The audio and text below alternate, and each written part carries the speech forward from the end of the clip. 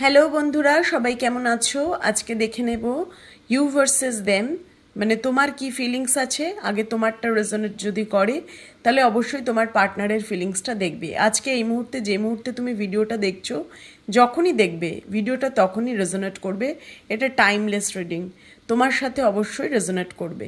এবং আগে দেখব তোমার এনার্জি কী আছে, তুমি কি ভাবছো, তারপরেই সেটা যদি ম্যাচ করে তুমি তোমার পার্টনারের এনার্জিও ম্যাচ করবে। ঠিক আছে, চলো দেখে নিই তোমার এনার্জি কী আছে। প্লিজ ইউনিভার্স বলো। ফার্স্ট কার্ড, তোমার এনার্জি এসছে হ্যাংড ম্যান। তুমি কোনো চিন্তা থেকে একেবারেই বেরোতে পারছো না। সারাক্ষণ মনের মধ্যে তোমার এই চিন্তাটা চলছে এবং তুমি একেবারেই ডিস্টার্ব হয়ে আছো, মানে কি করবে বুঝে পাচ্ছ না। কারণ তোমার সাথে তোমার পার্টনারের ঝগড়া হয়েছে, ঝগড়া অশান্তিটাই তোমার মাথায় ঘুরছে, ওই সময়ের চিন্তাটাই তোমার মাথার মধ্যে ঘুরছে এবং তোমার একটা কমিটমেন্ট নিয়েই প্রবলেম হয়েছে। কোনো না কোনোভাবে তুমি কমিটমেন্ট চেয়েছো, তুমি কিছু ওর কাছে আবদার করেছো, কোনোভাবে সেখান থেকেই কিন্তু ঝগড়া হয়েছে এবং তোমার পার্টনার একটা অশান্তি করে তোমার থেকে ডিস্টেন্স করেছে। একদম টাওয়ারের কার্ড, ডিস্টেন্সের কার্ড এসছে এবং তোমাদের মধ্যে হঠাৎ করেই এরকম একটা সম্পর্ক, একটা দূরত্ব তৈরি হয়েছে সম্পর্কের মধ্যে।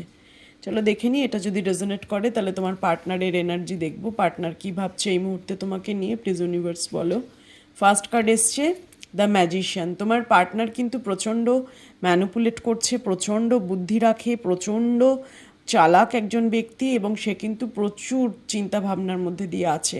তোমাকে কিভাবে সে কন্ট্রোল করবে সেটা কিন্তু সে ভাবছে। ম্যাজিশিয়ানের এনার্জি, কনফিউজড হয়ে আছে, কি করবে বুঝতে পারছে না, টেক্সট করবে না করবে না, মানাবে না মানাবে না, এরকম একটা এনার্জি দেখতে পাচ্ছি।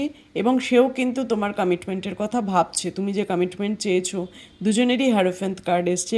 তুমি কমিটমেন্ট চেয়েছো, সেও কিন্তু কমিটমেন্ট বা বিয়ে কী করে পসিবল নয় বা কমিটমেন্ট কেন দিতে পারবে না সেগুলো নিয়ে সে কিন্তু চিন্তা ভাবনা করছে।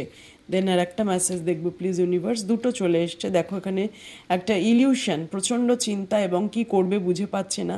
তার লাইফে কিন্তু আরও অনেক প্রবলেম বা অনেক অনেক সমস্যা আছে যেখান থেকে সে তোমাকে সেটা বলতে পারছে না।